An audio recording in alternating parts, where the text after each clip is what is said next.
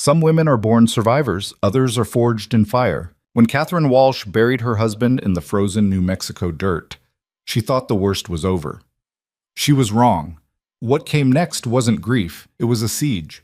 Men she'd never spoken to lined up at her door with rings and contracts, treating her like property up for auction.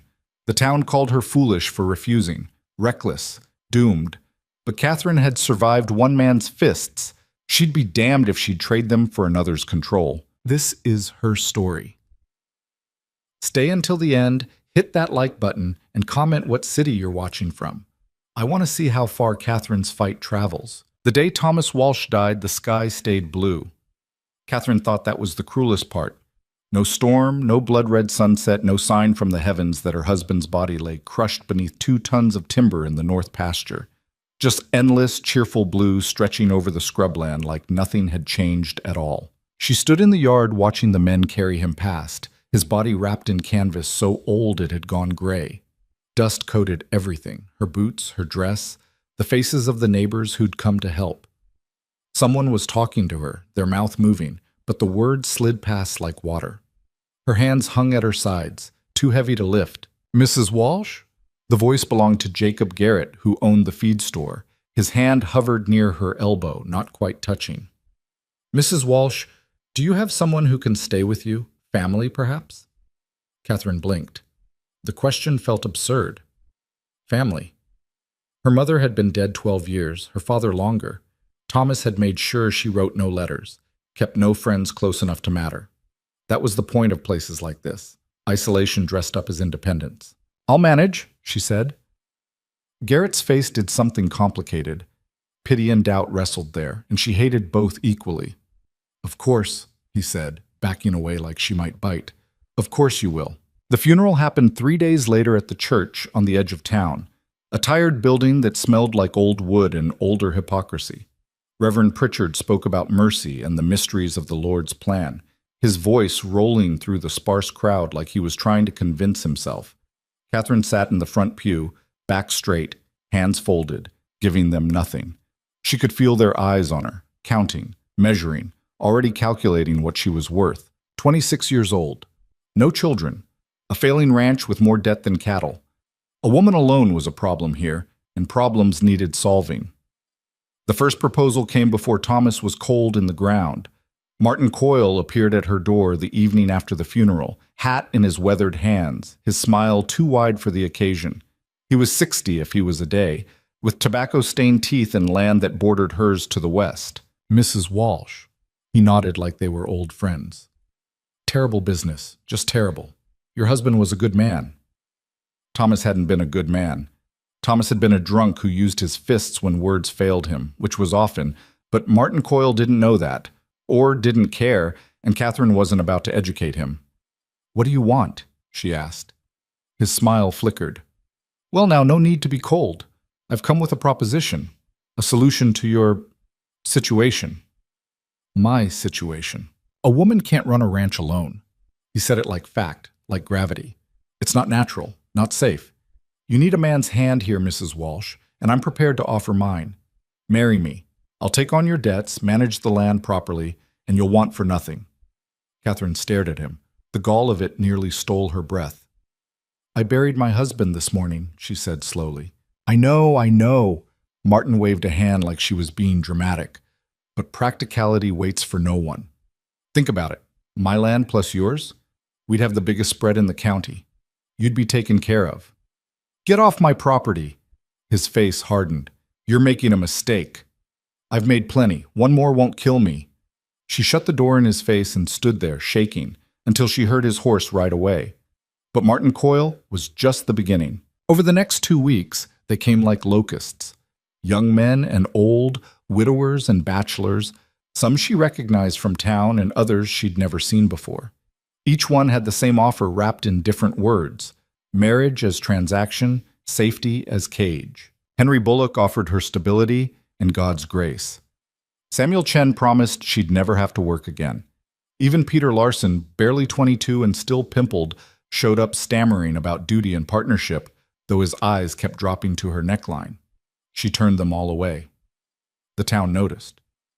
Heard Catherine Walsh rejected another one. she overheard in Miller's general store, two women whispering near the canned goods.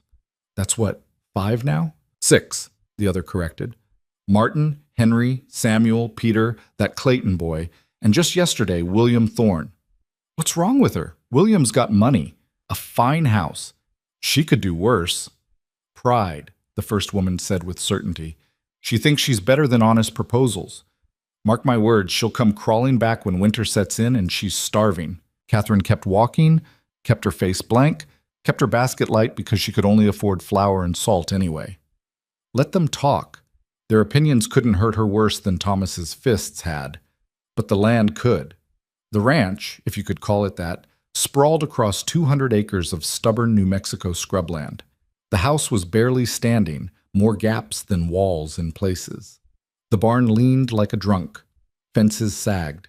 The cattle, what few remained, were skinny and mean. Thomas had let it all rot while he drank himself useless, and now Catherine stood in the middle of the wreckage, trying to figure out where to even start. She began with the fences. Every morning at dawn, she walked the property line with wire and posts, her hands bleeding through gloves that were already more whole than fabric.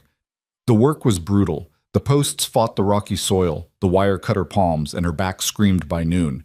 But she kept going, because this pain, this exhaustion, this struggle was hers. Not given, not controlled, not contingent on pleasing someone else. The townspeople watched her efforts with the kind of fascination usually reserved for accidents. Some shook their heads, others made bets on how long she'd last. Stubborn as a mule, Jacob Garrett told anyone who'd listen. But stubbornness doesn't feed cattle or fix roofs. He wasn't wrong. The first real problem hit 3 weeks after Thomas died. The cattle, 12 head of mangy, half-wild beef, broke through the east fence and scattered into the hills. Catherine spent 2 days tracking them down on foot because she couldn't afford to keep Thomas's horse fed. She found 8. The other 4 were just gone. Then the roof started leaking. Then the well pump broke. Then the bank sent a letter. Catherine sat at the kitchen table, really just warped planks on sawhorses, and read the letter 3 times, the words refusing to change. Outstanding debt, $347. Payment due, November 1st. Failure to pay will result in foreclosure. November 1st was 6 weeks away. She had $8 to her name. Her hands started shaking, and she hated them for it. She'd survived Thomas. She'd survived the proposals, the gossip, the sheer weight of trying to hold this place together with spit and determination. But numbers didn't care about survival. Numbers just were. She could sell the cattle. That might get her $60 if she was lucky and the buyer was drunk. Sell the house?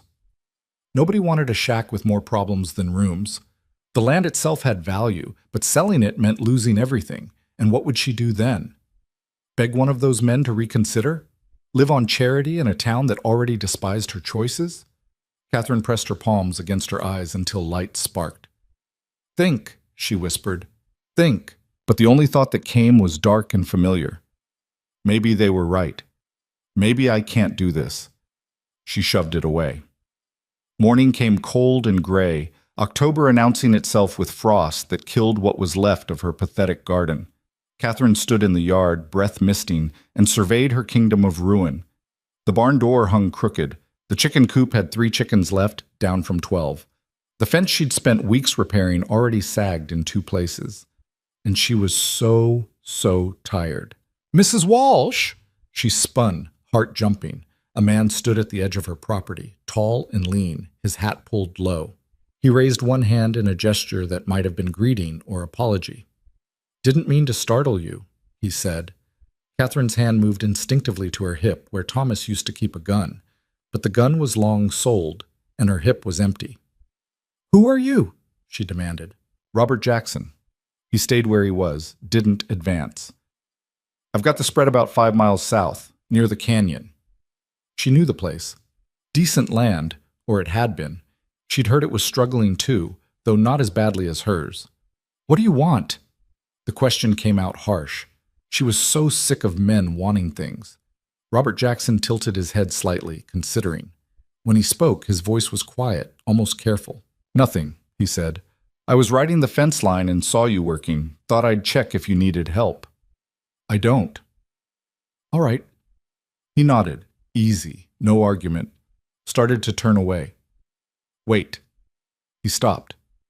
Catherine didn't know why she'd spoken, but he was already here, and the barn door had been mocking her for days, and pride was expensive when you were alone. The barn, she heard herself say. The hinge broke. I don't have the tools to fix it properly. Robert looked past her to the barn, then back. I've got tools, he said. Won't take long. He worked in silence, his movements efficient and unhurried. Catherine watched from the porch, suspicious, waiting for the catch. Men didn't help for free. There was always a price. But Robert Jackson just fixed the hinge, tested the door twice, then gathered his tools. Should hold now, he said. What do I owe you? He looked genuinely confused. Nothing. Everyone wants something. Not today. He touched the brim of his hat. Good luck, Mrs. Walsh. He rode away before she could respond, disappearing into the scrubland like he'd been a mirage. Catherine stood there, off balance, trying to make sense of what had just happened. 2 days later, he came back. This time he brought fence wire, good wire, new wire, the kind that cost actual money. He left it by her gate without a word, and when she ran out to stop him, he was already riding away. I didn't ask for this, she shouted. He turned in his saddle. I know. Why? Does it matter? Yes. Robert Jackson studied her for a long moment, his face unreadable beneath the shadow of his hat. Because you're trying, he said finally. And trying shouldn't be this hard alone. Then he was gone again, and Catherine was left holding fence wire she desperately needed and absolutely didn't want to accept. The third time he appeared, she was ready. Stop, she said the moment she saw him. Just stop. I don't need your charity. It's not charity. Then what is it? Robert dismounted, slow and deliberate, keeping his distance like she was a spooked horse. Neighborly, he said. Neighbors don't give away supplies. Some do. What's your price? Catherine demanded. Marriage? The land? What? His expression shifted, not quite hurt, but something adjacent. May I just sit with you? He asked. The question was so unexpected that Catherine actually stumbled back a step. What? Sit, Robert repeated. Just sit on your porch. For a while. No talking if you don't want, no expectations. Just company. That's insane. Maybe, he shrugged, but I'm asking anyway. Catherine wanted to say no. Every instinct screamed to send him away, to maintain her walls, to stay safe in her isolation. But there was something in his voice, something genuine and patient and so unlike every other man who darkened her door, that made her hesitate. Why? She asked, quieter now. Robert Jackson looked at her, really looked, and his answer was simple. Because I think you could use someone who doesn't want to fix you or own you or save you, someone who's just there. The words hit something deep, something Catherine hadn't known was still tender. 1 hour, she said. 1 hour, he agreed. They sat on her porch steps as the sun dropped toward the horizon, painting the scrubland in shades of copper and gold. Robert didn't try to talk, didn't ask questions, didn't push. He just sat. And for the first time since Thomas died, maybe for the first time since she'd married him, Catherine felt something loosen in her chest. Not trust, not yet, but possibility. The hour passed in silence that wasn't quite comfortable but wasn't hostile either. When the sun touched the earth, Robert stood, dusted off his pants, and nodded. Same time tomorrow? He asked. Don't push your luck, Catherine said. But the next evening, when she heard hoofbeats, she didn't hide. She walked out to the porch and sat down, and Robert Jackson joined her without a word. It became a pattern. Every evening at sunset he came. Sometimes they talked, shallow things, weather and cattle and the price of grain. Sometimes they didn't. But he was there, steady as clockwork, asking for nothing but her company. The town, predictably, lost its mind. She turned down 6 proposals, but she's entertaining that Jackson fellow every night. I saw them sitting together, shameless. What does she think she's doing? Catherine heard the whispers every time she went to town, saw the looks, felt the judgment like heat. But she'd stopped caring what they thought. Robert Jackson didn't want to control her. didn't want to marry her or save her or fix her broken ranch. He just showed up, sat quietly, and left when darkness came. It was the strangest thing anyone had ever given her. And somewhere between the silence and the sunsets, Catherine started to feel something she hadn't felt in years. Safe. Not protected, not owned, not managed, just safe. October deepened, and the cold began to bite. Catherine's finances didn't improve. The bank's deadline crept closer. The cattle continued to be spiteful. The roof still leaked. But every evening, Robert Jackson sat on her porch and made the weight of it all a little lighter. One night, as stars began to prick the darkening sky, he spoke first. "You know people are talking," he said. "Let them." "Doesn't bother you?" Catherine considered. "I spent 3 years with a man who'd hit me for burning dinner. The town's opinions are just noise." Robert went very still beside her. "He hit you," he said carefully. "Not a question. Among other things." The silence stretched. When Robert finally spoke, his voice was tight. "I'm sorry." "Why? You didn't do it." "No, but I'm sorry you survived that. I'm sorry you had to." Something in Catherine's throat went thick. Nobody had ever apologized for what Thomas did. The town had ignored it, excused it, looked away. And here was Robert Jackson, a man she barely knew, offering her something she hadn't realized she needed. "Thank you," she whispered. They sat until full dark, and when Robert finally stood to leave, he paused. "Catherine?" It was the first time he'd used her first name. It sounded strange and right all at once. "Yeah? You're going to make it," he said. "I don't know how yet, but you will." She wanted to believe him. Winter was coming, and with it, a reckoning. The bank, the land, the sheer impossible math of survival. It all waited like wolves at the edge of firelight. But for tonight, sitting on her broken porch with a man who asked for nothing, Catherine Walsh let herself hope. Just a little. Just enough. November came in cold and mean, the kind of cold that found every crack in the walls and settled into your bones. Catherine woke one morning to find ice crusted on the inside of her bedroom window, her breath misting in the gray light. She'd burned the last of the good firewood 3 days ago and was now working through fence posts she'd pulled from the far pasture, wood so old it barely caught. The bank letter sat on the kitchen table where she'd left it, the numbers unchanged by her staring at them. 23 days until foreclosure. Still $8 to her name. She'd sold 2 more cattle to a buyer from Albuquerque who'd smirked at her desperation and offered half what they were worth. She'd taken it anyway. That brought her total to $43. Only 304 to go. The arithmetic made her want to scream. Instead, she pulled on Thomas's old coat, too big in the shoulders, smelling faintly of whiskey and sweat, and went out to check the remaining cattle. 6 head now, scattered across land, too poor to sustain them properly. They eyed her with the dull hostility of animals that knew their keeper was failing. "Yeah, well, join the club," Catherine muttered. The wind picked up, cutting through the coat like it wasn't there. Her hands were already numb despite the gloves. Winter was just getting started, and she was already losing. That evening, Robert didn't come. Catherine sat on the porch anyway, watching the horizon, telling herself she wasn't waiting. But as the sun dropped and the cold deepened and the empty road stayed empty, something sank in her chest. Of course. She'd been stupid to expect consistency. Men were reliable right up until they weren't, and Robert Jackson was just a man, after all. She went inside and bolted the door and tried not to feel abandoned. He showed up the next night with no explanation, just settled onto the porch step like he'd never missed a day.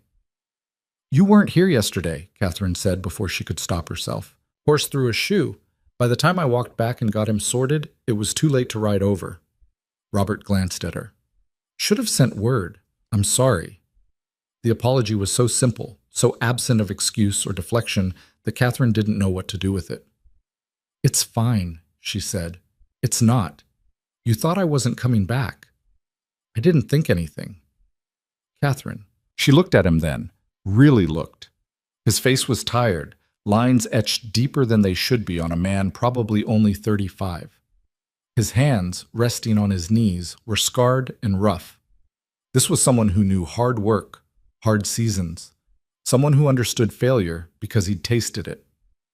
"Maybe I thought that," she admitted quietly. "Just for a minute."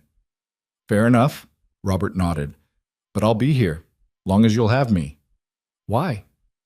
We keep coming back to that question, because you keep not answering it. He smiled, small and sad. Maybe I don't have a good answer yet. Maybe I just know that sitting here feels right, and I'm tired of questioning things that feel right. They sat in silence after that, the cold pressing in from all sides. Catherine's mind wandered to the bank letter, to the impossible numbers, to the very real possibility that in 3 weeks she'd lose everything anyway, and all this defiance would have been for nothing. The bank's foreclosing, she said suddenly. November 1st. Robert went still. How much do you owe? $347. He whistled low. That's steep. Thomas was better at borrowing than paying back. Catherine pulled the coat tighter. I've got $43. I've sold everything I can sell without losing the ability to function entirely. I don't know what else to do. Have you asked the bank for an extension? She laughed, the sound bitter. I'm a woman alone, Robert. They're not interested in extensions. They're interested in selling this land to someone who'll actually make the payments. That's not... It's exactly legal. And even if it wasn't, who's going to fight for me? She turned to face him. You? The town that's been waiting for me to fail? There's no help coming. There's just me and math that doesn't work. Robert was quiet for a long time.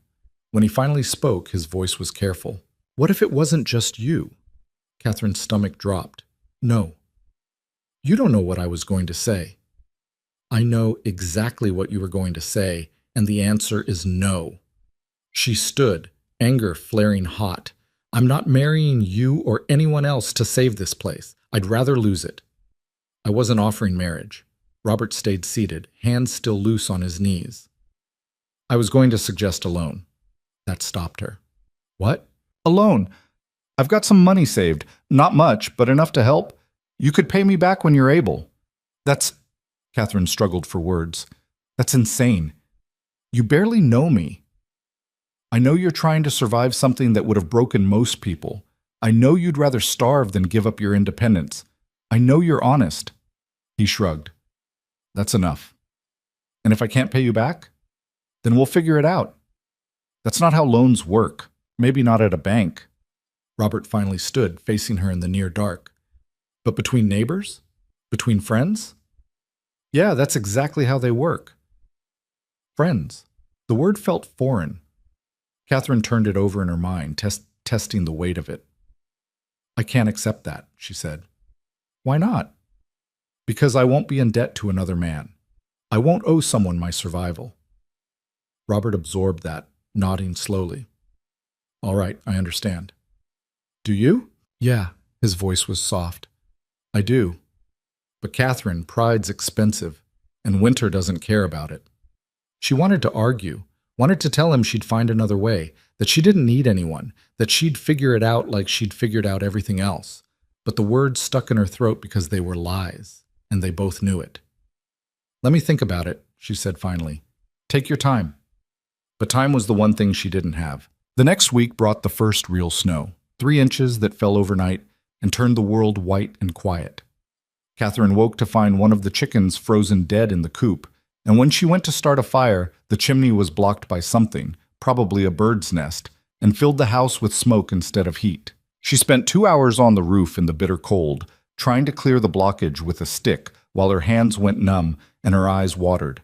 When she finally got it clear and stumbled back inside, she sat on the floor and cried for the first time since Thomas died.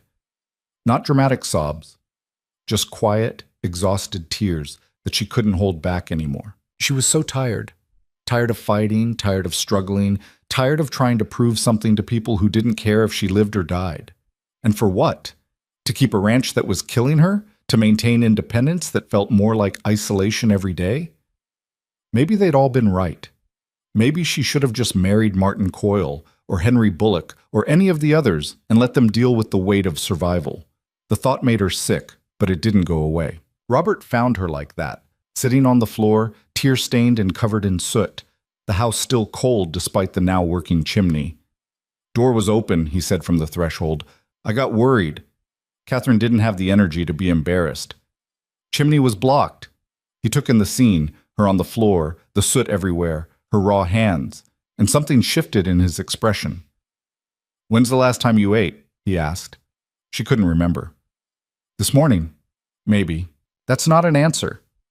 Robert disappeared outside and returned a minute later with his saddlebag. He pulled out bread wrapped in cloth, some kind of dried meat, and an apple. Eat. I don't need... Catherine. His voice was firm. Eat. She ate. The food tasted like nothing, but her body responded anyway, some animal part of her brain recognizing fuel. Robert built up the fire properly while she chewed mechanically, and within 20 minutes the house was warmer than it had been in days. You're good at that, she said. Practice. He sat across from her, his own back against the wall. My wife used to say I could coax fire from wet stones. Catherine's hand paused halfway to her mouth. You were married. Yeah, Sarah. She died 4 years ago. Fever took her in 3 days. I'm sorry. Me too. Robert stared at the fire. We'd only been married 2 years. I thought we'd have decades, you know? Make the ranch something real, have kids, grow old. Then one morning she woke up burning up, and 3 days later she was gone. Is that why you sit with me? Catherine asked. Because you're lonely? Partly. He didn't shy from it. But mostly because I recognize the look. The one that says you're drowning, and everyone's just watching from the shore. Did people watch you drown? Some did. Some tried to help, and I pushed them away. I was angry for a long time. Angry at Sarah for dying, angry at myself for not saving her, angry at the whole damn world. Robert's jaw tightened. Took me 2 years to realize that being angry was easier than being sad. And being alone was easier than risking it all again. Catherine set down the bread. So what changed? Nothing. I'm still scared, still angry sometimes, still alone most days. He met her eyes. But I saw you out here fighting the same fight, and I thought maybe it didn't have to be so lonely, for either of us. The honesty of it hit her square in the chest. Here was a man who wasn't pretending to have answers, wasn't offering salvation or control, just company in the struggle. The loan offer still stands, Robert said. No strings, no expectations, just help. Catherine wanted to say yes, but the word caught behind her teeth, trapped by years of learning that help always had a price. I need to think, she said. Okay. He stayed until the fire was steady and the house was warm, then left with the same quiet he always did. Catherine sat in the warmth and tried to untangle what she felt. Trust was a muscle she'd forgotten how to use. The town's judgment intensified as November deepened. Catherine could feel it every time she showed her face at Miller's General Store or the post office. Conversation stopped when she entered. Women turned away.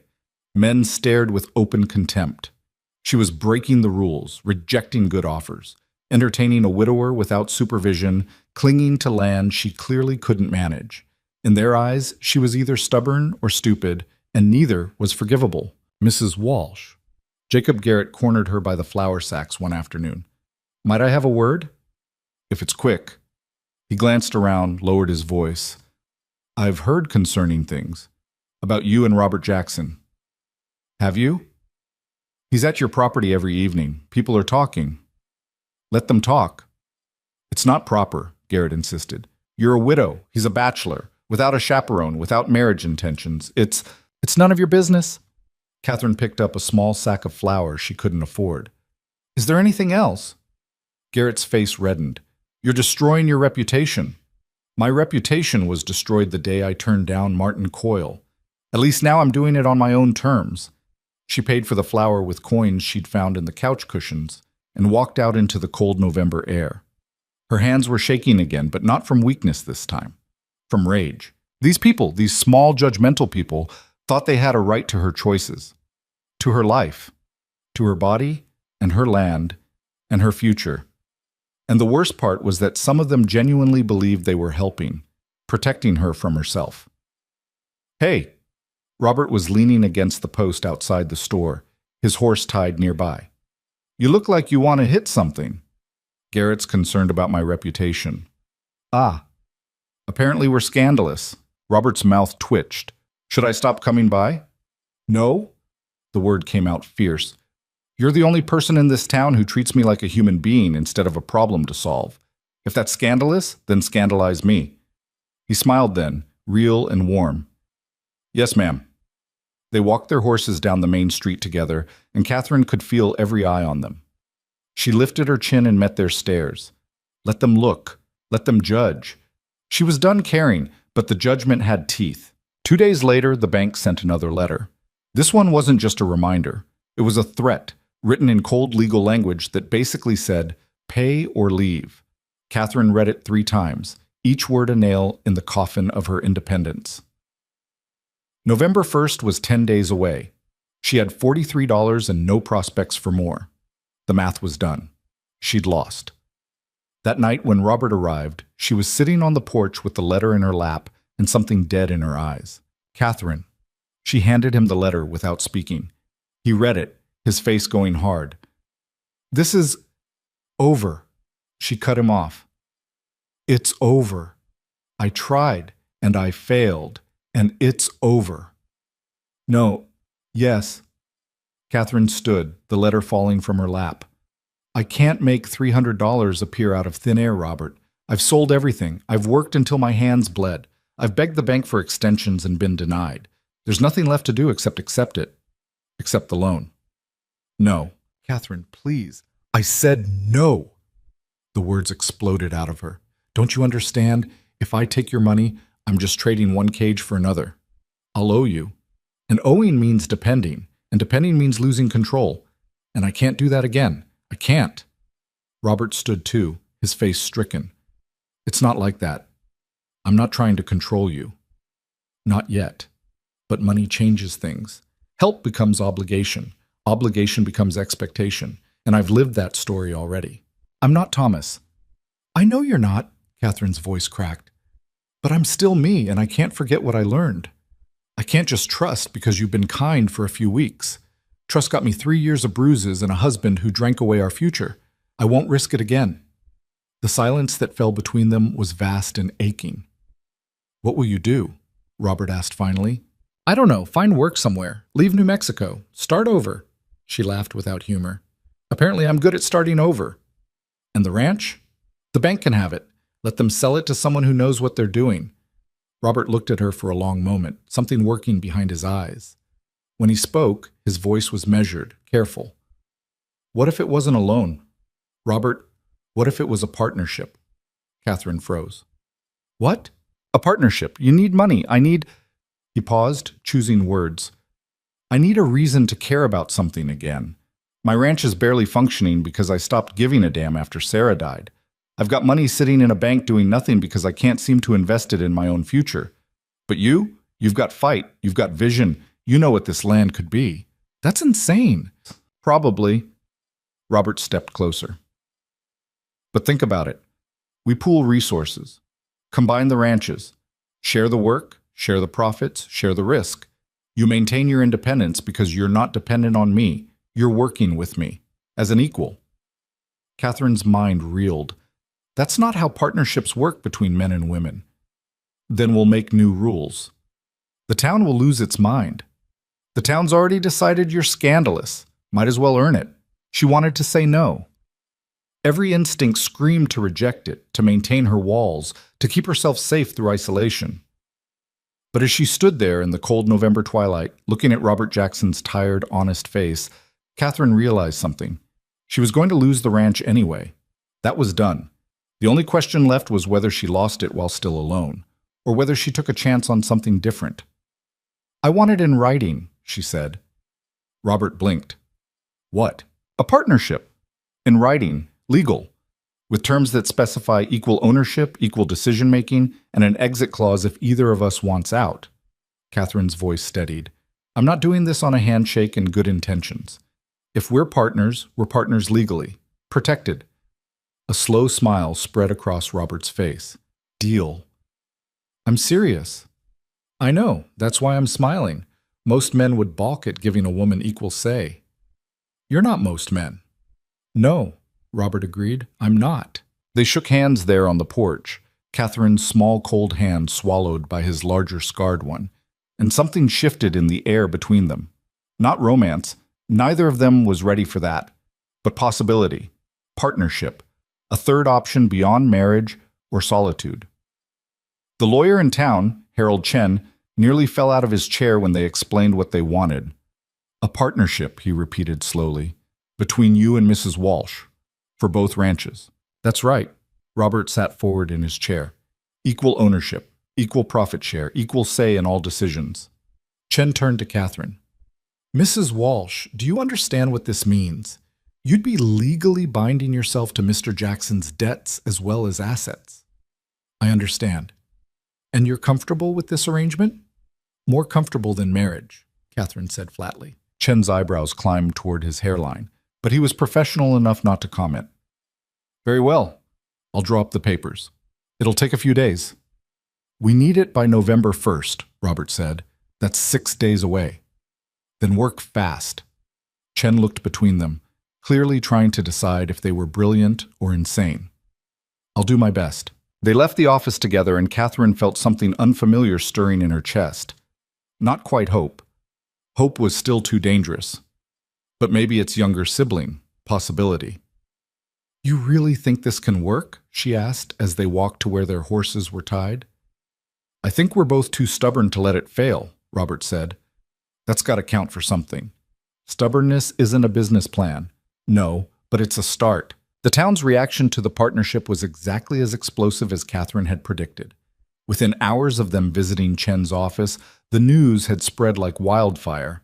By the next morning, everyone had an opinion. It's improper, declared Mrs. Henderson at the church social. It's brilliant, countered Samuel Chen's wife. She keeps her land and gets help. He gets a functioning ranch again. What's wrong with that? Everything. A man and woman in business together? Without marriage? It's indecent.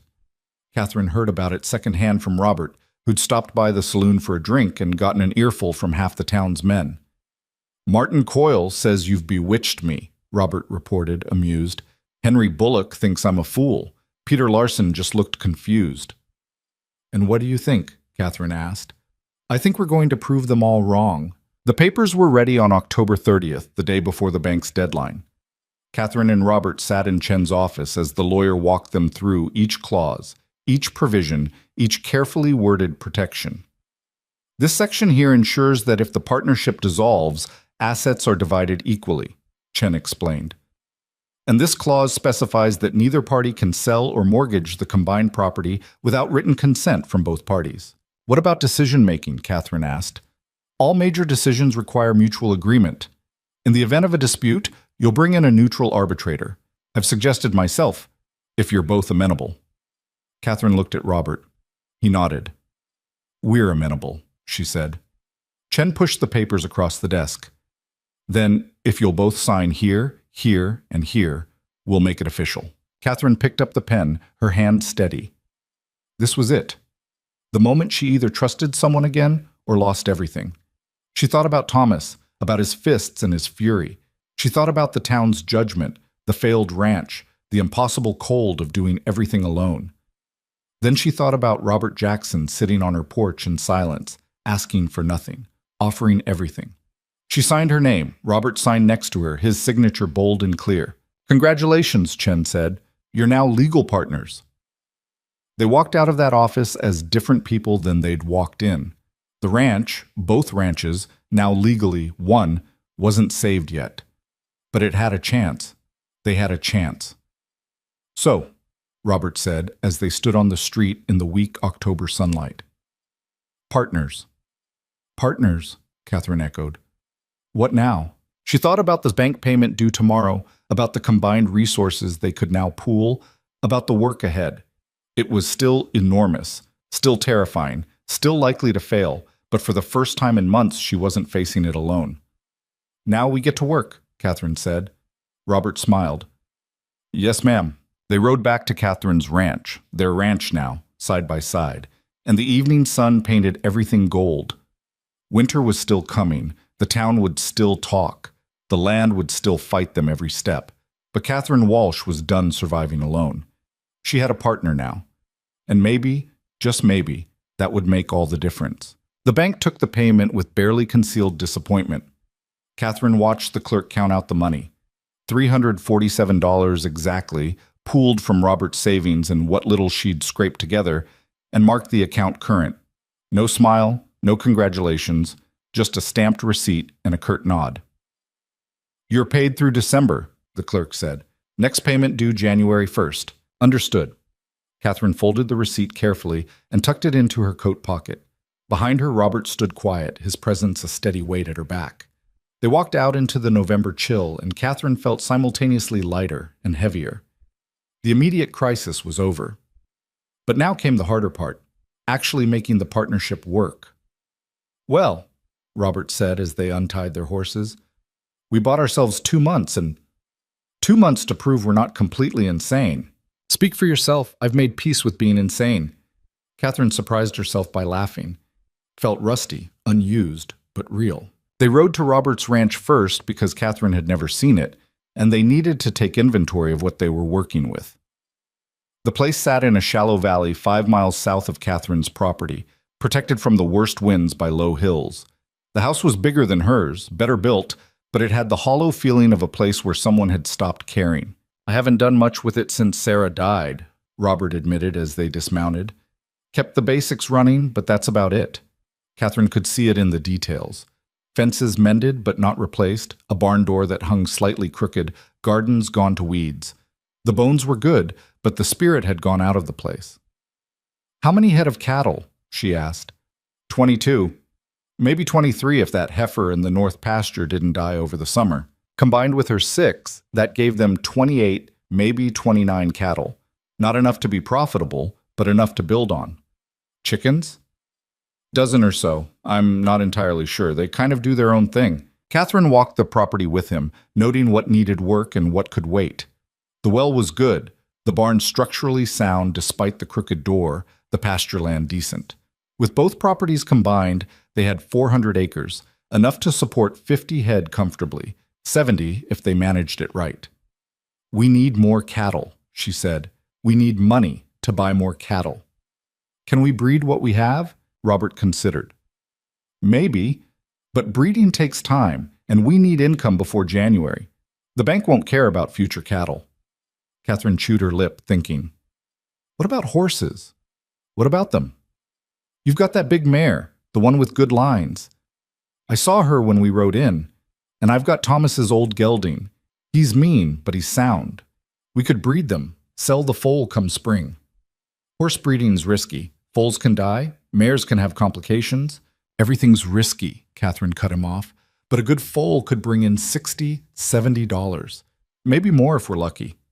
Robert looked at her, something shifting in his expression. "You've thought about this?" "I've had a lot of time to think." "All right, we'll try it. But we still need a plan for immediate income." They spent the rest of the afternoon walking both properties, making lists, arguing about priorities. Robert wanted to fix the fences first. Catherine insisted the barn roof was more urgent. They compromised. They'd patch the worst sections of fence and tarp the barn roof until spring. It was the first of many compromises. Working together was nothing like Catherine had imagined. In her head, she'd worried about Robert trying to take control, making decisions without her, treating her like hired help instead of a partner. But Robert had clearly learned from Sarah's death that life was too short for stupid pride. When Catherine had an idea, he listened. When they disagreed, they talked it through instead of one of them simply deciding. It was exhausting and strange and completely foreign to anything she'd experienced with Thomas. "Why are you looking at me like that?" Robert asked one afternoon as they mended fence in the freezing cold. "Like what?" "Like I'm going to suddenly turn into someone else." Catherine hammered a staple into a post, the impact jarring her sore hands. "I'm waiting for the catch." "What catch?" "The part where you decide partnership actually means you're in charge." She moved to the next section. "Men say things they don't mean all the time." Robert was quiet for a long moment, his breath misting in the cold air. When he spoke, his voice was careful. "Thomas really did a number on you, didn't he?" "That's not an answer." "No, it's not." He set down his hammer. "Catherine, I can't prove to you that I mean what I say. Not with words. All I can do is show up every day and keep my word. And if that's not enough, then we'll cross that bridge when we get to it. And if I can't learn to trust you, then we'll still be partners, just maybe not friends." The simplicity of it caught her off guard. No demands for her to change, no ultimatums, no wounded ego, just acceptance. "I'm working on it," she said quietly. "I know." They finished the fence as snow began to fall, fat flakes that stuck to their coats and melted on their faces. By the time they rode back to Catherine's house, the one they'd silently agreed would be their base since it was closer to town, both of them were half frozen and completely exhausted. Catherine started a fire while Robert saw to the horses. When he came back inside, she had coffee brewing and the last of some cornbread laid out. "This is the last of the food," she said. "I've got supplies at my place. I'll bring them over tomorrow. We should make a list, figure out what we need to get through winter." Robert pulled out a stub of pencil and a scrap of paper, and they started cataloging: flour, salt, coffee, beans, bacon if they could afford it, nails, wire, feed for the animals, medicine in case one of them got sick. The list grew quickly, and so did the estimated cost. "We're going to be eating a lot of beans," Catherine observed. "Could be worse." "How?" Robert thought about it. "We could be eating them without salt." She laughed despite herself, and the sound filled the small house with something that felt almost like warmth. But winter had just begun, and warmth was about to become a luxury. December arrived with the blizzard that lasted 3 days and buried the ranch under 2 feet of snow. Catherine and Robert spent those days huddled inside, burning through precious firewood and trying not to think about the cattle struggling in the storm. On the 4th day, when the wind finally died, they bundled up and went out to assess the damage. 2 cattle were dead, frozen in the north pasture where they'd tried to shelter against a rock outcropping. One of Robert's horses had colic from eating snow. The chicken coop had collapsed under the weight of the snow, and they found 4 dead birds in the wreckage. Catherine stood in the destroyed coop, her hands numb despite thick gloves, and felt something crack inside her chest. "We can't afford this," she said. Robert was silent. "We lost 2 cattle. That's $60, maybe $70 gone. The chickens were our egg income. The horse might die, and that's another $100. Her voice was rising, panic bleeding through. "We can't afford to lose anything else, Robert. We're already running on fumes." "I know." "Then what do we do?" He looked at her, his face red from cold and worry. "We rebuild the coop. We dose the horse with mineral oil and hope the colic passes. We salvage what meat we can from the dead cattle and smoke it. And we keep going." "That's not a plan. It's all we've got." Catherine wanted to scream, wanted to throw something, hit something, break down completely, but there was no room for breaking down when survival hung by such a thin thread. So she swallowed the scream and nodded. "Let's start with the coop." They worked through the day rebuilding what the storm had destroyed. Catherine's hands bled through her gloves. Her back screamed. The cold was so intense it hurt to breathe, but they didn't stop, because stopping meant thinking, and thinking meant acknowledging how close they were to losing everything. By nightfall, they had a functioning coop and 8 surviving chickens. The horse was still sick but stable. The cattle meat was packed in snow, waiting to be smoked. They sat in Catherine's kitchen, too tired to cook, eating cold cornbread and drinking weak coffee. "We should check Robert's place tomorrow," Catherine said. "Make sure the storm didn't damage anything there." "Probably wise. And we need to start thinking about January's payment." Robert rubbed his face. "One crisis at a time." "We don't have the luxury of one crisis at a time." "Catherine." He looked at her, and she saw the same exhaustion she felt reflected in his eyes. "We're doing everything we can. Sometimes that has to be enough." "And when it's not?" He didn't have an answer for that. The next morning, they rode to Robert's ranch and found his main water pipe had frozen and burst, flooding part of the barn. They spent another full day fixing it, rerouting water, cleaning up the damage. By the time they finished, Catherine's clothes were soaked and she was shivering so hard she could barely hold the reins on the ride back. "You need to warm up," Robert said when they reached her house. "I'm fine." "You're shaking like a leaf. Get inside." She wanted to argue, but her body was betraying her, shaking so hard her teeth rattled. Robert helped her off her horse. She hated needing help but couldn't quite manage alone, and practically carried her inside. "Clothes off," he said. "What?" "You're soaked through. You'll catch pneumonia." He was already building up the fire, his back to her. "Change into something dry. I won't look." Catherine's pride warred with survival. Survival won. She peeled off her wet clothes with shaking hands, pulled on a dry dress, and huddled by the fire. Robert kept his word, never turned around, just kept feeding wood into the flames until the room was warm. "Better?" he asked, still facing away. "Getting there." Only then did he turn, and his face was tight with worry. "That was stupid. Both of us working in wet clothes all day. Had to be done." "Not at the cost of your health." My health is fine. Catherine, I said I'm fine. The words came out sharper than she'd intended, and she saw him flinch. She took a breath. I'm sorry. I can't be weak right now. We can't afford it. Robert sat down across from her, his own clothes still damp, exhaustion written in every line of his body.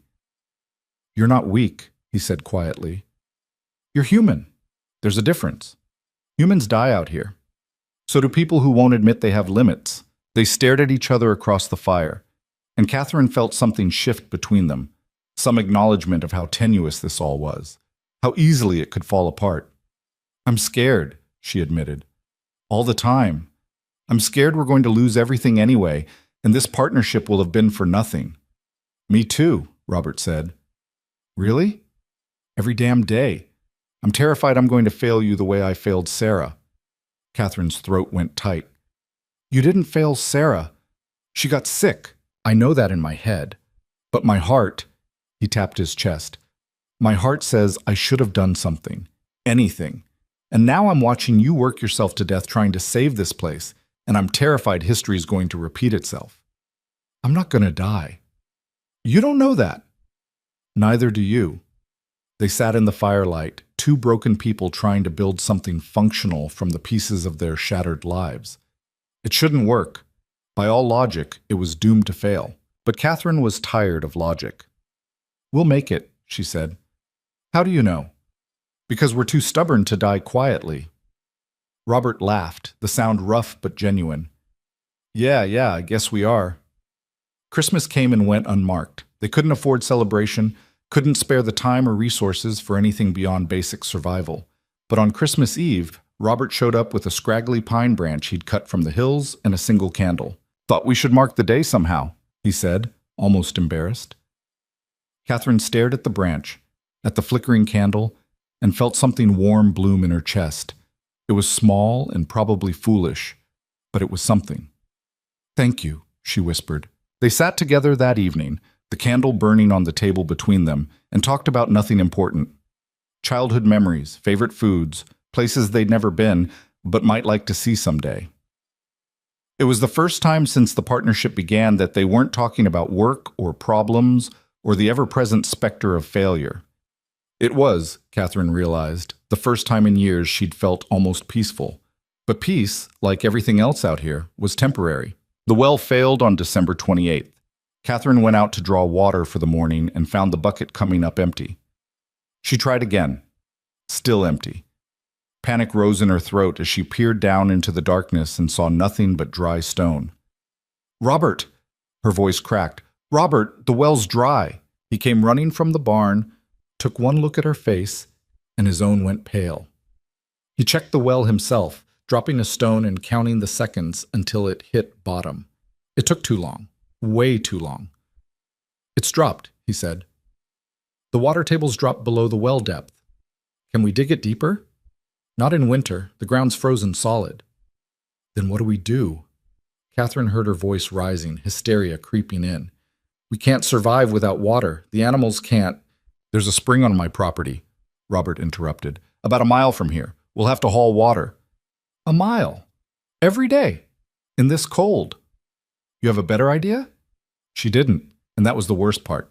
They started hauling water the next morning, making the trek twice a day with barrels loaded onto a makeshift sled pulled by Robert's horse. It added hours to their already impossible workload, and the physical toll was brutal. Catherine's hands, already raw from constant work, developed blisters that bled and froze. Her shoulders screamed from hauling weight they weren't built to carry. By New Year's Day, she was running on fumes. And then the horse threw a shoe. And then 3 more cattle died. And then Catherine woke up one morning, tried to get out of bed, and simply couldn't. Her body had quit, just stopped responding. She lay there staring at the ceiling and felt nothing but a vast, echoing emptiness where her will to fight used to be. Robert found her like that an hour later when she didn't show up to help with the morning chores. Catherine? He knocked, then opened the door when she didn't answer. Are you... He stopped, taking in the scene. What's wrong? I can't do it anymore, she said to the ceiling. Her voice was flat, dead. I can't get up. I can't haul another bucket of water. I can't fix another fence or bury another cow or pretend that any of this matters when we're just going to lose it anyway. Robert stood in the doorway, silent. You should leave, Catherine continued. Dissolve the partnership. Cut your losses before I drag you down with me. No. Robert, no. He came into the room, pulled up the single chair, and sat beside her bed. I'm not leaving. I'm done. I've got nothing left. Then I'll have enough for both of us. Catherine finally turned her head to look at him. Why? Why would you stay when I'm telling you I'm finished? Because you stayed, Robert said simply. When you could have taken my loan and kept your distance. When you could have married someone rich and escaped all this. When you could have given up 100 times over, you stayed. You fought. And if you're too tired to fight right now, then I'll fight for you until you can fight again. Tears slid from the corners of her eyes, hot against her cold skin. I'm so tired. I know. I don't think I can keep doing this. Then don't. Not today. Robert reached out, hesitated, then gently took her hand. Today you rest. I'll handle everything. And tomorrow, if you're still too tired, I'll handle it again. And the day after that, however long it takes. The partnership means we carry each other when one of us can't walk. Right now, that's you. So let me carry you. Catherine wanted to argue, wanted to insist she was fine, that she could handle it, that she didn't need anyone. But the lies wouldn't come. She was too tired for lies. Okay, she whispered. Robert stayed with her for an hour, just sitting in that chair, holding her hand. He didn't try to fix her or lecture her or make her feel guilty for breaking down. He just stayed. And somehow that was enough to keep the darkness from swallowing her whole. For 3 days, Catherine barely left her bed. Robert handled everything, the water hauling, the animals, the endless maintenance that kept the ranch barely functioning. He brought her food she could barely eat, tea that she sipped without tasting, and silence when words would have been too heavy. On the 4th day, she got up, not because she was healed or recovered or suddenly full of hope, but because she heard Robert outside, struggling with something heavy, and her body moved before her mind could stop it. She found him trying to repair the barn door alone, a job that really needed 2 people. What are you doing? Her voice was rusty from disuse. Robert turned, surprise flickering across his face. Catherine, you should be resting. I've rested enough. She walked over, still shaky but upright. You need help with that.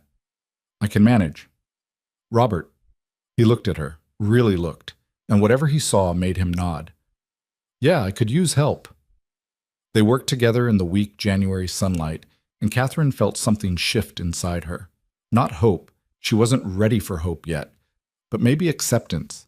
Acceptance that this was hard, that she was allowed to struggle, that needing help didn't make her weak. That evening, as they sat together reviewing their finances for the upcoming bank payment, Robert spoke carefully. I've been thinking. About? About us.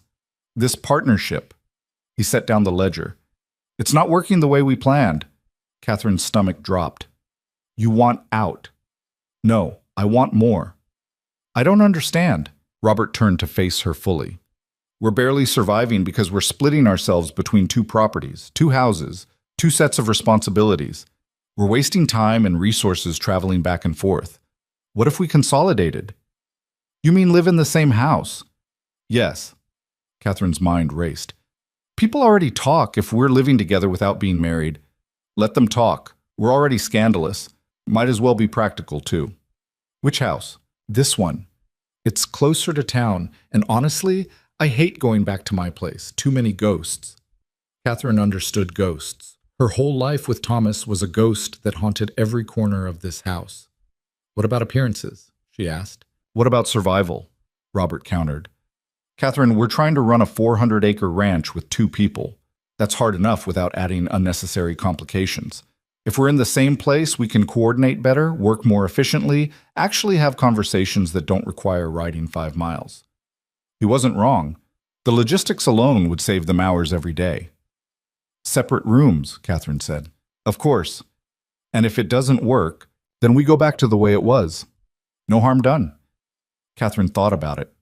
Thought about the gossip, the judgment, the very real possibility that this would destroy what little reputation she had left. Then she thought about hauling water in the freezing cold, about dying cattle and failed wells, and the sheer exhausting loneliness of trying to survive alone. "All right," she said, "but we tell the town it's purely practical. Business partners sharing resources." "They won't believe us." "I don't care if they believe us. I care that we say it." Robert smiled. "Deal." He moved in 2 days later, bringing what few possessions he'd kept after Sarah died. They set him up in the small bedroom that used to be Thomas's office, and Catherine tried not to think about how strange it was to have someone in the house who didn't make her flinch. The town's reaction was exactly as predictable as it was irrelevant. "Living in sin," Mrs. Henderson proclaimed loudly at church. "Practical arrangement," Samuel Chen's wife countered just as loudly. The debate raged for days, but Catherine and Robert were too busy working to care. And the truth was, consolidating had been the right choice. They saved hours every day, coordinated better, worked more efficiently. The ranch still struggled, but it struggled less. January's bank payment came together through sheer determination and selling everything that wasn't nailed down. They made it with $6 to spare. February loomed ahead, and with it, another payment, another month, another battle. But as Catherine stood in the yard one evening, watching Robert fix the fence in the dying light, she realized something had changed.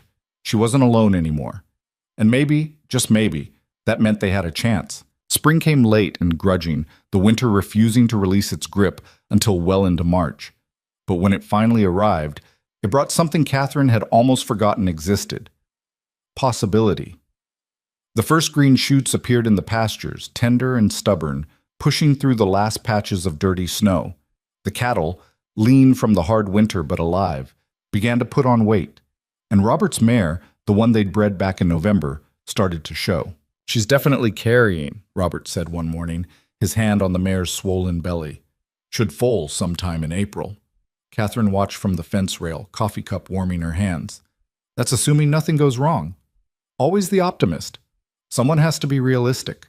There's realistic and there's borrowing trouble." Robert gave the mare a final pat and walked over to lean against the fence beside Catherine. "We made it through winter. That counts for something. We made it by the skin of our teeth. Still counts." She couldn't argue with that. Against all odds, they'd survived. The ranch hadn't flourished, it had barely functioned, but they'd kept the bank at bay, kept most of the animals alive, and kept themselves from freezing or starving. By the standards of their situation, that was a victory. Living together had settled into an unexpected rhythm. Robert rose early, started the fire and coffee, then headed out to handle the morning chores. Catherine woke to warmth and caffeine, a small luxury that still felt strange after years of Thomas's demands. They'd split the work according to ability rather than tradition. Robert handled the heavy lifting and anything requiring height, while Catherine managed the books, the planning, and the intricate repair work her smaller hands could navigate better. It wasn't perfect. They still argued about priorities, still stepped on each other's nerves in the close quarters, still carried their individual damage like invisible weight. But they were learning each other's patterns, learning how to work around the sharp edges. "We need to talk about summer," Catherine said, refilling her coffee from the pot Robert had left warming by the fire. "What about it? We're going to need more income. The foal will help if it sells, but that's one payment. We need something sustainable." Robert nodded slowly. "I've been thinking about that. What if we diversified?" "Meaning?" "Right now we're all in on cattle, but cattle prices are unpredictable and we don't have enough head to make real money. What if we added something else? Sheep, maybe. Or we could contract out for hay. There's a few ranches around here might pay for good Timothy if we can grow it." Catherine considered. "Sheep need shearing, and neither of us knows how. We could learn. We could also fail expensively. So hay then. Hay needs equipment we don't have. A mower, a rake, a way to bale it." They went back and forth, each idea hitting a wall of practicality or resources they didn't possess. It was frustrating but familiar. Every decision felt like navigating a minefield where one wrong step could destroy everything they'd built. "What about horses?" Robert said finally. "We're already breeding the mare." "No, I mean breaking and training. There's always demand for good working horses. If we could buy a few green horses cheap, put training into them, we could sell them for double, maybe triple." Catherine turned that over. "You know how to break horses?" "Sarah and I used to do it. Before." His voice went quiet on that last word, the way it always did when he mentioned his late wife. It's hard work. Everything's hard work. And dangerous. Catherine, breathing out here is dangerous. She laughed despite herself. Fair point. All right, let's try it. But we start small. One horse. See if we can actually do this before we commit. Deal. They shook on it, their hands rough and scarred from the winter's labor, and Catherine felt that unfamiliar flutter again. Not quite hope, but its cousin. Momentum. The first horse Robert brought home was a disaster. A rancher 2 counties over had a 3-year-old gelding that had thrown his son and earned a reputation as unrideable. He sold the animal to Robert for $20, probably thrilled to be rid of it. This is what $20 buys, Robert said as he led the horse into their corral. The gelding was wild-eyed and fighting the lead rope, muscles bunched with fear or fury or both. That horse is going to kill you, Catherine observed. Probably. Robert, I'm joking, mostly. He studied the animal with the kind of focus Catherine had learned meant he was already 10 steps ahead, planning his approach. He's scared, not mean. That's workable. Catherine watched from a safe distance as Robert began the slow process of gentling the horse. It wasn't dramatic or quick like the stories made it seem. It was hours of patient, repetitive work. Approaching, retreating, letting the animal learn that humans didn't always mean pain. By the end of the first week, Robert could touch the gelding without getting bitten. By the end of the second, he had a saddle on it. By the end of the third, he was riding it around the corral. You're going to get yourself killed for a $40 profit, Catherine said one evening as Robert limped in, clearly having been thrown at some point during the day. 60 if we're lucky. Not worth it. Says the woman who climbed on the roof in a blizzard to clear the chimney. He had her there. The gelding sold 3 weeks later for $55 to a merchant who needed a reliable pack animal. Catherine watched Robert count the money with something that might have been pride. Okay, she admitted. Maybe you were right. Was that a compliment? Don't let it go to your head. But they bought 2 more horses with part of the profit, and Robert started the process again. It was slow income, unpredictable, occasionally dangerous. But it was something they could do with the resources they had, and in their situation, that made it precious. April brought the foal, a filly with good lines and her mother's steady temperament. Catherine found herself standing at the fence watching the gangly creature nurse and felt something uncomfortable twist in her chest. Beautiful, isn't she? Robert said, appearing beside her. She's knobby. All foals are knobby. She'll grow into it. Catherine didn't answer, too busy wrestling with the strange tightness behind her ribs. It took her a moment to recognize the feeling. Longing. Not for a horse, but for something the foal represented. New life, fresh starts, the possibility of something good coming from their efforts. You all right? Robert asked. Yeah, just thinking. About? Nothing important. But it was important, and they both knew it. They just weren't ready to name it yet. The town's opinion of their arrangement had calcified into predictable camps. Half thought they were living in sin and destroying the moral fabric of decent society. The other half thought they were proving a business model and should be left alone. The arguments raged in church socials and general stores, but increasingly Catherine found she didn't care. Let them talk. She and Robert were too busy surviving to worry about reputation, but not everyone had given up on intervention. Martin Coyle showed up one afternoon in May, riding onto the property like he owned it. Catherine was in the garden, trying to coax life from soil that seemed determined to grow only rocks, when she heard the hoofbeats. Mrs. Walsh. Coyle dismounted, his smile as oily as she remembered. You're looking well. What do you want, Martin? Just checking in, making sure you're managing out here. I'm managing fine. Are you, though? He looked around pointedly, at the still shabby house, the leaning fence they hadn't gotten to yet, the garden that was more optimism than productivity. Seems to me you're barely holding on, and now I hear you're living with Jackson, sharing a house. We're business partners. That's not what people are saying. Catherine straightened, her back protesting. Then people need better hobbies. Catherine. Coyle's voice took on a paternal tone that made her skin crawl. I'm trying to help you. This situation, it's not proper, it's not safe, and a woman needs a husband, real protection, not some partnership arrangement that's going to fall apart the first time things get hard. Things are already hard. We're managing. For how long? Coyle stepped closer, and Catherine fought the urge to step back. Winter nearly broke you. Everyone knows it. And next winter will be just as bad, probably worse. How long before Jackson realizes he made a bad investment and cuts his losses? Robert's not going anywhere. How do you know? The question hit closer to home than Catherine wanted to admit. How did she know? What proof did she have beyond his word and 3 months of showing up? Because I do, she said, hating how weak it sounded. Catherine. Coyle's voice dropped, almost gentle. My offer still stands. Marry me. I'll buy out Jackson's share of the partnership, take over the ranch properly, and you'll never have to worry about, no, you didn't let me finish. I don't need to. Catherine met his eyes, feeling that old defiance rising. I said no 6 months ago. I'm saying no now, and I'll keep saying no until you stop asking. Coyle's face hardened. You're making a mistake. It's mine to make. He stared at her for a long moment, something ugly working in his expression. Then he mounted his horse in one angry motion. When this partnership fails, and it will fail, don't come crying to me, he said. Wouldn't dream of it. He rode off, and Catherine stood there shaking, her hands clenched so tight her nails cut into her palms. She hated that he'd gotten to her, hated that his words had found the soft spots in her armor and pressed. How long have you been standing there? She said without turning around. Robert stepped out from the barn, his face carefully neutral. Long enough. You should have intervened. You didn't need me to. You handled it. He's not wrong, though, Catherine said quietly. We are barely holding on, and winter will come again, and we don't know if we can survive another one. No, we don't. Robert walked over to stand beside her, both of them looking at the garden that refused to thrive.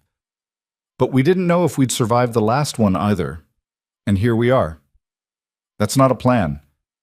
Since when has anything we've done been part of a plan? Catherine laughed, the sound sharp but real. Fair point. They stood together in the afternoon sun, two people held together by stubbornness and necessity, and something else neither of them was quite ready to examine too closely. For what it's worth, Robert said, I'm not going anywhere. People always say that. I know, but I mean it. How can I believe that? Robert was quiet for a long moment.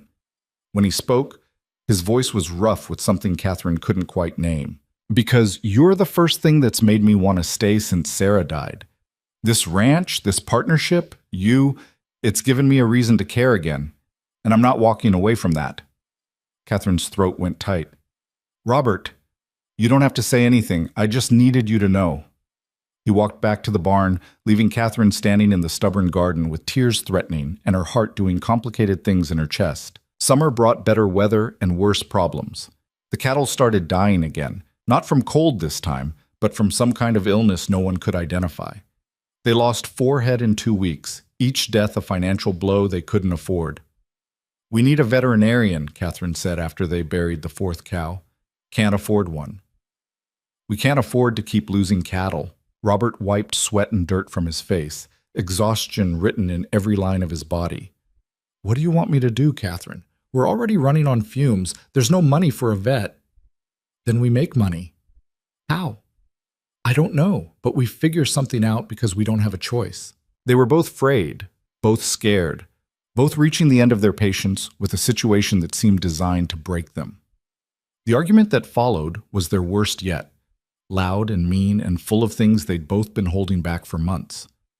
Maybe Coyle was right, Robert said at one point, his voice cold. Maybe this partnership was a bad investment. The words hit Catherine like a physical blow. So that's it? Things get hard and you're done? I didn't say that. You just said I was a bad investment. I said the partnership, which includes me. Catherine heard her voice breaking but couldn't stop it. I'm the partnership, Robert. My land, my debt, my failure. So if it's a bad investment, then I'm a bad investment, and maybe you should just leave like everyone said you would. Catherine, no. You know what? Go. Get out. I survived before you, and I'll survive after you. Robert stared at her, something wounded in his eyes. Then he turned and walked out, and Catherine heard his horse ride away a few minutes later. She stood in the empty house, shaking with anger and fear and the horrible certainty that she'd just destroyed the best thing that had happened to her in years. He didn't come back that night, or the next morning. By noon of the second day, Catherine was spiraling. This was it. She'd finally pushed too hard, demanded too much, been too broken for anyone to handle. Robert had realized she wasn't worth the effort, and left, just like everyone eventually did. She was sitting on the porch steps, trying to figure out how to run the ranch alone again, when she heard hoofbeats.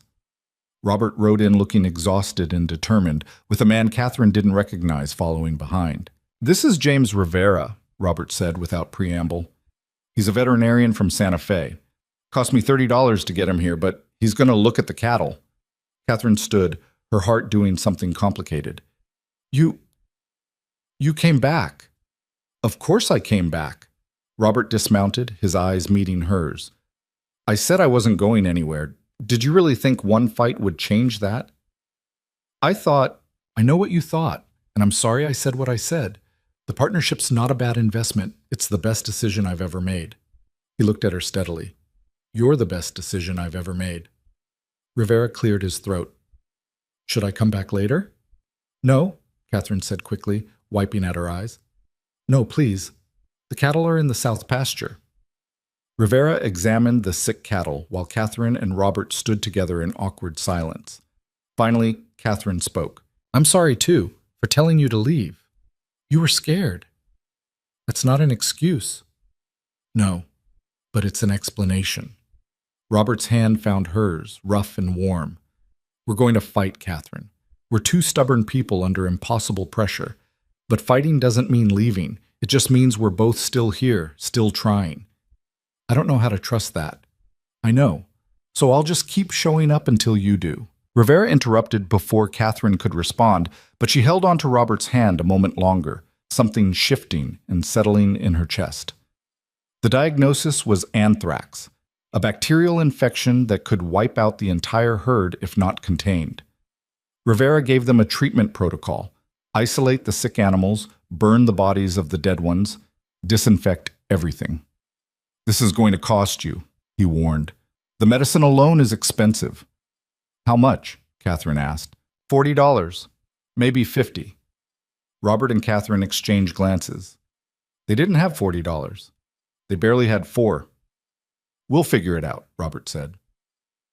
After Rivera left with the promise to return in a week with the medicine, Catherine and Robert sat on the porch and faced reality. "We could sell the foal," Catherine said quietly. "She's not ready. We'd get half what she's worth. Half is better than nothing. We need that full price for the bank." "Then what?" Robert was quiet for a long time. When he spoke, his voice was careful. "I could sell some of my land. The parcel by the creek. It's good land. Someone would buy it." "No." Catherine turned to face him. "We're not breaking up the ranch. It's just one piece that... Today it's one piece, tomorrow it's another. That's how Thomas lost everything, selling off parts bit by bit until there was nothing left." She shook her head. "There has to be another way." They sat in silence, the weight of impossible choices pressing down. "What if we asked for help?" Catherine said finally. "From who?" "The town. Not charity, but loans from multiple people.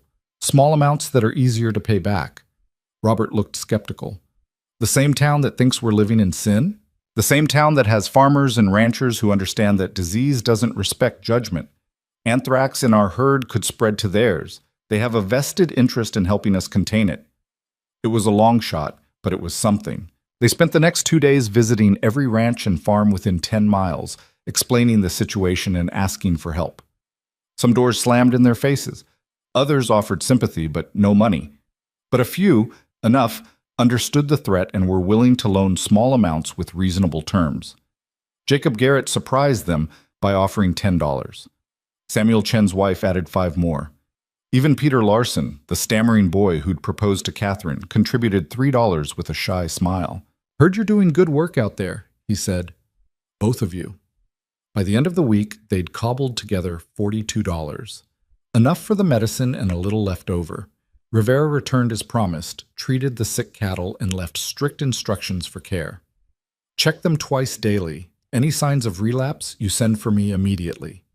"We will," Catherine promised. The cattle recovered slowly. They lost 2 more before the medicine took hold, but the rest survived. By the end of summer, the crisis had passed, and Catherine and Robert had a new debt to manage. but one divided among many people, none of whom owned them. "We did it," Robert said one evening, watching the healthy cattle graze. "We got lucky. We got help. There's a difference." Catherine considered that. All her life, she'd equated help with obligation, with losing control, with becoming beholden. But the townspeople who'd loaned them money hadn't asked for anything beyond repayment.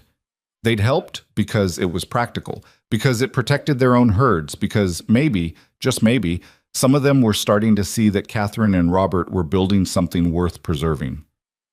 "Thank you," she said quietly. "For what?" "For not giving up. On the ranch. On the partnership." She paused. "On me." Robert turned to look at her, and something in his expression made her breath catch. "Catherine, I need to tell you something." Her heart started beating faster. "Okay. This partnership, it's not enough anymore." The words hit like cold water. "What?" "Let me finish." He took a breath. "When we started this, it was about survival, about pooling resources and making it through winter. But somewhere along the way, it became about more than that. At least for me." Catherine's hands were trembling. "Robert, I love you." The words came out rushed, like he'd been holding them back for months. "I love your stubbornness and your strength and the way you refuse to quit even when everything's against you. I love how you argue with me when you think I'm wrong, and how you handle cattle, and how you look in the morning with your hair all messy. And I know this complicates things. And I know you might not feel the same way. But I had to tell you because I can't." Catherine kissed him. It was clumsy and unexpected and tasted like coffee and dust, but it was real. When she pulled back, Robert looked stunned. "I thought you—" "I'm terrified," Catherine interrupted. "I'm terrified of feeling this way because the last time I trusted a man, it nearly destroyed me. But I'm more terrified of pushing you away and losing what we have. So you— I love you too, you idiot." Robert laughed, the sound bright and relieved, and pulled her into a proper kiss. This one was slower, deeper, full of months of tension and fear and carefully hidden hope finally allowed to surface. When they finally broke apart, both breathless, Robert rested his forehead against hers. "Marry me," he said. Catherine stiffened. "Robert, not because we have to, not because it's practical or expected, but because I want to build a life with you, not just a ranch. Because I want to wake up next to you every morning and know you're mine and I'm yours. The partnership can become something more, or stay exactly as it is, but with rings." Robert pulled back to look at her. "I'm not asking you to give up anything, Catherine. I'm asking you to choose something. Choose us. Choose this." Catherine's mind raced through 1,000 objections. Marriage had meant prison before. It had meant losing herself, losing control, losing everything that made her who she was. But Robert wasn't Thomas. Robert had proven that 100 times over, in his patience, his respect, his willingness to fight beside her instead of over her. "I need time," she said. "Take all the time you need. And I need promises. Name them. The ranch stays jointly owned. Equal partnership, equal decision-making. Marriage doesn't change that." "Agreed. And if you ever raise a hand to me, if you ever try to control me or diminish me or make me small, I will leave, and I will take my half of everything with me." Robert's face was serious. "I promise I will never raise a hand to you. And if I ever make you feel controlled or small, you tell me immediately so I can fix it. Deal?" "Deal." "So is that a yes?" Catherine looked at him. This man who'd sat with her in silence, who'd carried her when she couldn't walk, who'd fought beside her through the worst winter of her life, and never once demanded anything she wasn't willing to give. "Ask me again in a month," she said. Robert smiled. "I can do that." He asked her again exactly 1 month later, on a clear September evening, with the sun painting everything gold. Catherine said yes. They married in October, a small ceremony at Harold Chen's office, with just Chen and his wife as witnesses. No church, no crowd, no judgment. Just two people choosing each other with clear eyes and full knowledge of exactly how hard the road ahead would be. Catherine wore a simple blue dress. Robert wore his best shirt, the one without any patches. They signed the papers that made their partnership a marriage, and Chen pronounced them husband and wife with a smile that suggested he'd known this was coming all along. "Congratulations," he said. "Try not to make me divorce you in 6 months." "No promises," Catherine said, and Robert laughed.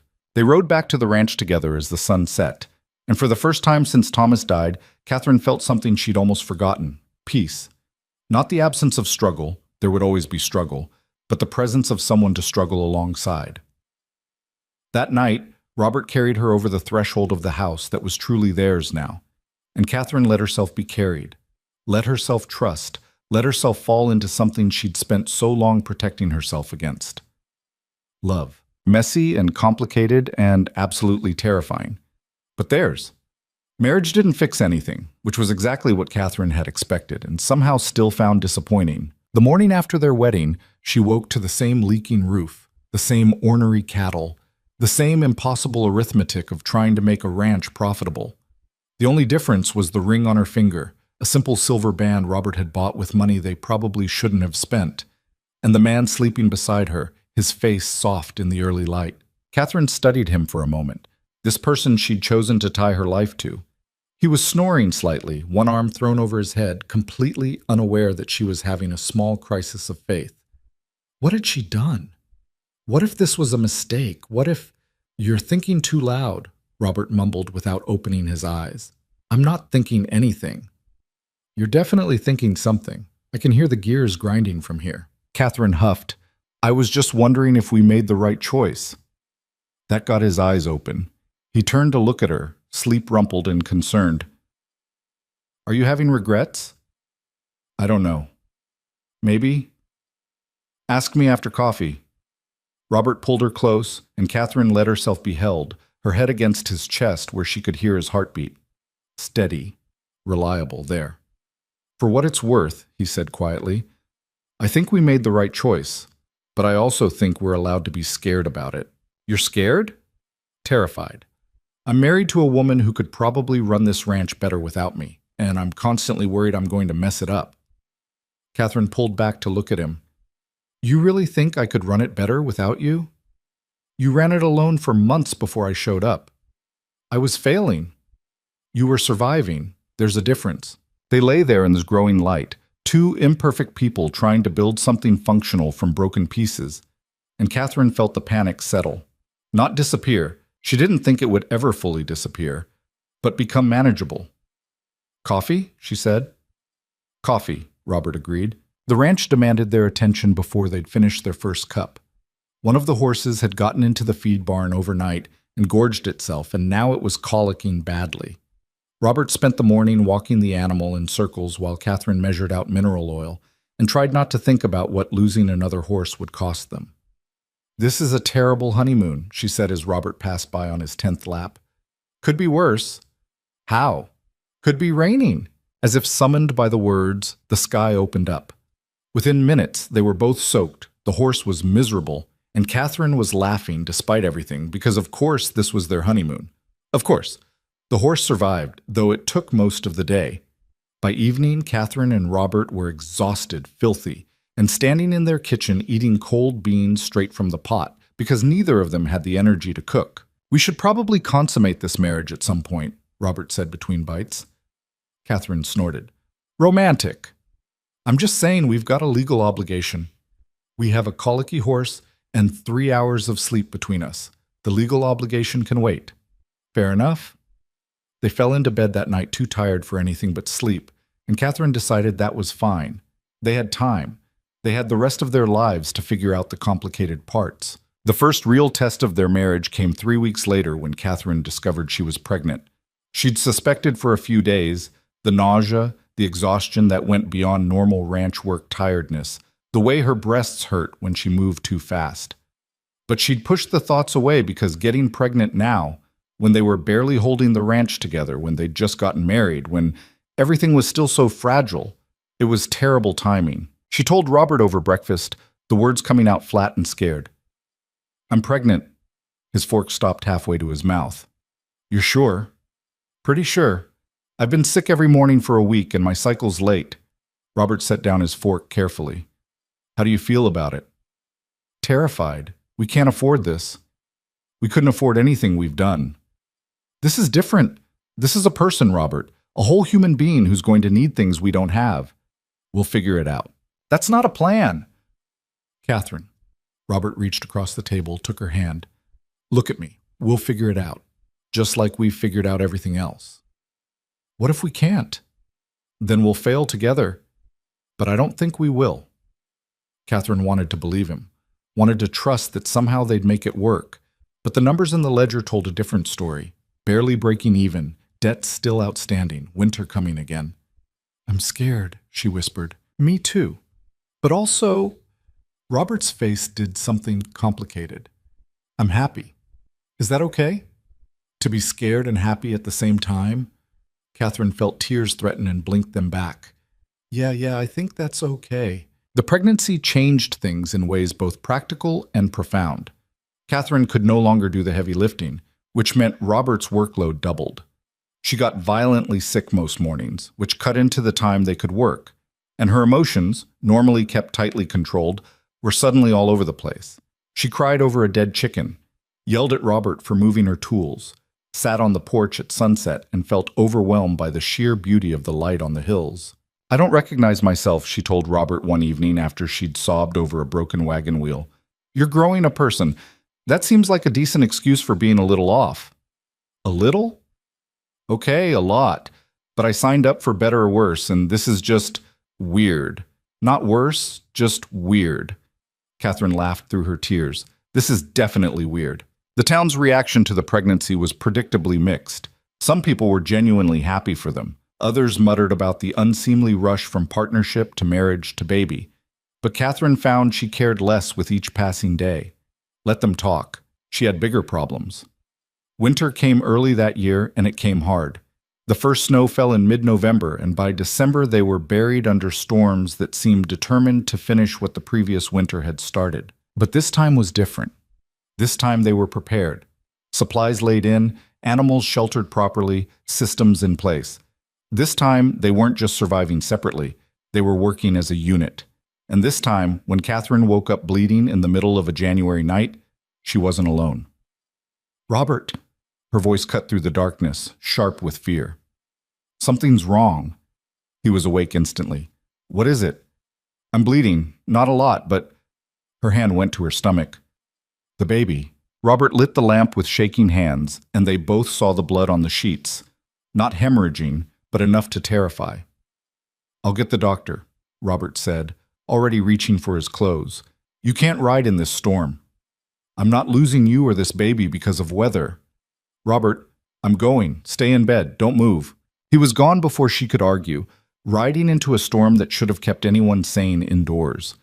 Catherine lay in the bed, her hand on her stomach, and prayed to forces she didn't quite believe in that both her husband and her baby would survive the night. Robert returned 3 hours later with Dr. Matthews, both of them half frozen and covered in snow. The doctor examined Catherine with cold hands and a worried expression. You're spotting, but the baby's heartbeat is still strong, he said finally. Complete bed rest for at least 2 weeks. No work, no stress, minimal movement. I can't. You can, and you will, Robert interrupted. I'll handle everything. The ranch will survive. You need to focus on surviving. Dr. Matthews left instructions and rode back out into the storm, leaving Catherine and Robert alone with their fear. I'm sorry, Catherine said. For what? For being broken. Again, Robert sat on the edge of the bed, his hand finding hers. You're not broken. You're pregnant, and you're scared, and your body's doing something hard. That's not broken. That's just being human. I hate being helpless. I know, but you're not helpless. You're resting. There's a difference. The next 2 weeks were torture for Catherine. She lay in bed while Robert ran the ranch alone, doing the work of 2 people and refusing to let her feel guilty about it. He brought her meals, read to her in the evenings, and only let his exhaustion show when he thought she was sleeping. The bleeding stopped after 4 days, but Dr. Matthews insisted on the full 2 weeks of rest. By the time Catherine was finally allowed up, she was stir-crazy and Robert looked like he'd aged 5 years. Never again, he said, when she finally came out to help with chores. We're not having more children. I can't do that again. We don't know that I'll have problems with the next one. Catherine, I nearly lost my mind. I can't. He stopped, his voice breaking. I can't watch you almost die again. Once with the pregnancy scare, once with the well collapse last year. I've got a limit, and I think I've hit it. Catherine understood. She'd felt the same fear lying in that bed, wondering if her body was going to betray her completely. "One baby," she said. "We'll see how it goes with this one, and then we'll decide." Deal. Spring arrived like a promise kept, warm and green and full of new growth. Catherine's belly grew with it, and by May she was visibly pregnant, moving slower but moving nonetheless. The ranch, against all odds, was actually starting to thrive. The cattle were healthy, the horse training business was bringing in steady income, and they'd even managed to pay off several of the small loans from townspeople.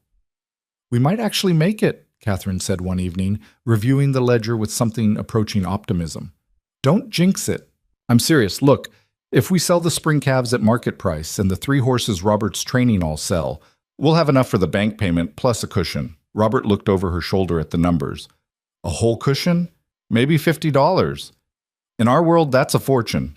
Catherine laughed, her hand on her belly where the baby was kicking. Yeah, it is." The baby came in late June during a heat wave that made the house feel like an oven. Catherine's labor lasted 14 hours, long enough for Robert to wear a path in the floorboards with his pacing, short enough that Dr. Matthews said it was a good first birth. "It's a girl," Matthews announced, holding up a squalling, red-faced infant. Catherine took her daughter with shaking hands, and the world narrowed to just this: the weight of new life, the sound of crying, the feeling of something fundamentally shifting in her chest. "She's perfect," Robert whispered, his hand on Catherine's shoulder. "She's loud. Takes after her mother." Catherine would have hit him if she wasn't holding a baby. They named her Sarah, after Robert's first wife. Catherine had suggested it one night, and Robert had cried, which told her it was the right choice. "Sarah would have loved her," he said, holding his daughter for the first time. "I wish I could have met her." "I wish you could have too. You two would have gotten along. Both stubborn as hell, both smarter than me." "Low bar," Catherine teased, but her voice was gentle. Motherhood was nothing like Catherine expected, and exactly as hard as she'd feared. Sarah was colicky, screaming for hours every evening, no matter what they tried. Catherine was exhausted beyond measure, her body still healing, her mind foggy from lack of sleep. And the ranch didn't stop needing them just because they had a baby. Robert took on even more of the work, but there were things Catherine had to do. The bookkeeping, the planning, the 100 small decisions that kept everything running. She did them with Sarah strapped to her chest, the baby's screams rattling her skull while she tried to calculate feed costs. "This is impossible," she said one night after Sarah had finally fallen asleep. "I don't know how people do this." "Poorly," Robert said. He looked as exhausted as Catherine felt. "I think everyone's just doing it poorly and pretending otherwise." "That's not encouraging. It's honest." Catherine laughed despite herself. "Fair enough." But slowly, so slowly she almost didn't notice, it got easier. Sarah's colic eased, Catherine's body healed. They fell into a rhythm that was chaotic and exhausting, but functional. And the ranch kept growing. By Sarah's first birthday, they had 40 head of cattle, a thriving horse training business, and enough money in the bank to feel almost secure. Not rich. They'd probably never be rich, but stable. Solid. "We did it," Catherine said one evening, watching Robert play with Sarah in the yard. "We actually did it." "Did what?" "Built something that works. A ranch that's profitable. A family that's happy. A life that's ours." Robert looked at her, Sarah giggling in his arms, the sunset painting everything gold. "Yeah," he said softly. "I guess we did." The years that followed weren't easy. Years on a ranch never were. But they were good. Sarah grew into a fierce, curious child who asked 1,000 questions and refused to accept "because I said so" as an answer. The ranch expanded, their reputation grew, and slowly the town's judgment faded into acceptance. Martin Coyle stopped making offers. Mrs. Henderson stopped clutching her pearls. Even Jacob Garrett admitted grudgingly that Catherine and Robert had proven him wrong. "Never thought you'd make it," he said one day at the general store. "Neither did we," Catherine replied honestly. "But you did. Built something real out there. That counts for something." It did count. It counted for everything. Catherine was 35 when she stood in the yard one evening, watching Robert teach Sarah to ride on one of the gentled horses. The house behind her was solid now. They'd rebuilt the roof, fixed the walls, added a second bedroom. The fences were straight and strong. The cattle were healthy and numerous. This was what they'd fought for, this impossible, beautiful, hard-won life. "Mama, watch," Sarah called, and Catherine watched her daughter trot in a circle, fearless and grinning. "I'm watching, baby." Robert caught Catherine's eye across the yard and smiled, and she felt that old flutter. Not hope this time. They'd moved past hope into something more solid. Certainty, knowledge. This was real. This was theirs, and they'd built it together. That night, after Sarah was in bed and the chores were done, Catherine and Robert sat on the porch like they had all those years ago when they'd just been partners trying to survive. "Do you ever think about how we started?" Catherine asked. "All the time. Would you change anything?" Robert considered. "Maybe I'd have introduced myself sooner, saved us both some time." "I wouldn't have listened. I wasn't ready." "When did you get ready?" Catherine thought about it, about the proposals she'd rejected, the winter she'd nearly broken, the moment she'd signed those partnership papers with shaking hands. "I don't think I ever got ready," she said finally. "I think I just got tired of being alone." "That's not very romantic." "No, but it's true." Robert took her hand, his thumb tracing the silver ring that had worn smooth over the years. "You know what I learned from all this?" he said. "What?" "Strength isn't standing alone. It's knowing when to let someone stand beside you." Catherine looked at him. This man who'd asked nothing but given everything, who'd sat with her in silence and fought beside her through hell, who'd loved her through her fear and anger and stubborn refusal to trust. "I used to think independence meant not needing anyone," she said quietly. "But it doesn't. It means choosing who you need and choosing to be chosen back." Deep thoughts for a Thursday evening. "Shut up." Robert laughed and pulled her close, and they sat together as the stars came out one by one over the ranch they'd saved, the life they'd built, the family they'd become. It wasn't perfect. It would never be perfect. There would be more hard winters, more sick cattle, more moments of doubt and fear and exhaustion, but they'd face it together. And that, Catherine had learned, was enough. More than enough. It was everything.